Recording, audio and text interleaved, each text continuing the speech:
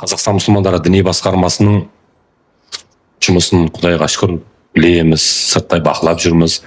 Деструктивті діни ағымға қарсы тұрып жатқан мемлекеттік мекемелер бір бөлек. Осы діни басқарманың рөлі жөнінде де бір ауыз айта кетсеңіз. Сіз маман ретінде, теолог ретінде.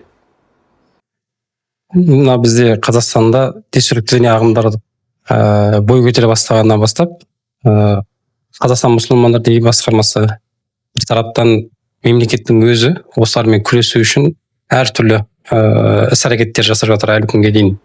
Олардың енді мемлекеттікі белгілі, ұлттық қауіпсіздік жағынан егер де қауіп-қатер төндіретін болса, оның алдын дер кезінде алу бойынша әртүрлі іс-әрекеттер жасап жатыр. Ал енді Қазақстан мұсылмандар діни басқармасына келетін болсақ, Қазақстан мұсылмандар діни басқармасы деструктивті діни ағымның алдын алу үшін жасалып жатқан ең басты, ең маңызды, бірақ халық әлі оны дұрыс түсінігіне терең тастап үлгере алмаған бір мәселе бар, ол имани жаз. Имани жаз неліктен деструктивті діни ағымның алдын алуға маңызды? Өйткені ағамыз айтқан сияқты мешіттерде діни сауаттылығы ашылады. Діни сауаты бар адам басқа бір деструктивті діни ағым өкілінің немесе бір айдалада бір шейхтің сөзіне еріп кетпейді. Неге? Өйткені ол сол жердегі өзінің елді мекенінің, ауылдың молдасының содан хат танығаны үшін дінді өзінің тұрып жатқан жергілікті мекен жайындағы сол имамнан үйренгендігі үшін ол басқа бір шейхтің атына еріп кетпейді. Еріп кету ықпалдылығы өте төмен.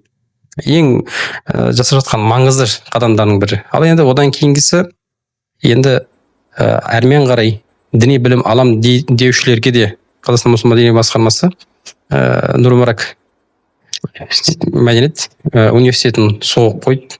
Енді дініңді үйренгісі келетін халық болады. Қоғамды діннен ажырату мүмкін емес.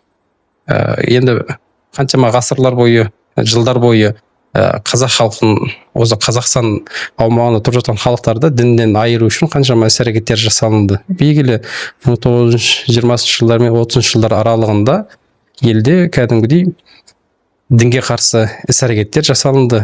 Патша үкіметі құлаған соң артынан келген большевиктер, коммунистік партия әрмен қарай. Енді қазіргі таңда Қазақстан мұсылмандар діни басқармасы деструктивті діни ағымдардың алдын алу үшін, сол жаңа имани жаз бағдарламасы, әрмен қарай оқиын деушілер үшін шетелге кетіп оқымасын, осы әуелі баста өзінің діни танымын осы өзіміздің елде қалыптастырсын. Енді діни танымын елде қалыптастырғаннан кейін рұқсат етілген жерлердің осы шет мемлекеттерде Қазақстан мұсылмандар діни басқармасымен меморандум отырған, екі жақты ынтымақтастыққа қол қойылған университеттер бар шет мемлекеттерде. Әрмен қарай жол көрсетеді. Осы жерге барып білім алсаңыздар болады деген секілді.